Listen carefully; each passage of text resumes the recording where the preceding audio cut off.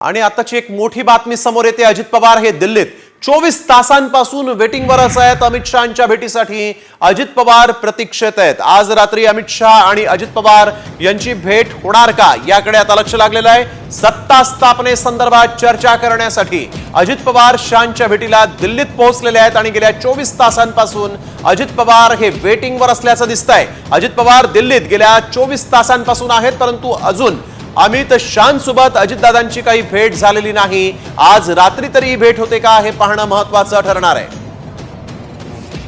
साठी राजधानी नवी दिल्लीमध्ये आलेले आहेत। काल रात्री 8 वाजताच्या दरम्यान अजित पवार जे आहेत ते दिल्लीमध्ये आलेले होते, मात्र अद्यापपर्यंत 24 तास उलटूनही अजित पवार यांची अमित शहा यांच्यासोबत भेट जी आहे ती होऊ शकलेली नाहीये। प्रामुख्याने जर आपण बघायला गेलं तर काल अमित शहा जे आहेत ते चंदीगडमध्ये एका कार्यक्रमासाठी गेलेले होते, त्यामुळे अमित शहा यांची भेट काल रात्री होऊ शकलेली नव्हती। त्यामुळे ती भेट आज होईल अशा पद्धतीची माहिती जी आहे ती मिळत होती। अमित शहा सायंकाळी 7 वाजता चंदीगडवरून राजधानी नवी दिल्लीमध्ये आलेले आहेत, मात्र अद्यापपर्यंत 24 तास उलटल्यानंतरही अजित पवार आणि अमित शहा या दोन प्रमुख नेत्यांची भेट जी आहे ती झालेली नाहीये। जी माहिती मिळते त्या माहितीनुसार अजित पवार यांच्या मंत्रिमंडळातील काही खात्यांसंदर्भात अमित शहा यांच्यासोबत त्यांना चर्चा करायची आहे, मात्र ती चर्चा अद्यापपर्यंत होऊ न शकल्यानं अजित पवार यांच्या पक्षाची भूमिका काय असेल हे बघणं महत्त्वाचं असणार आहे।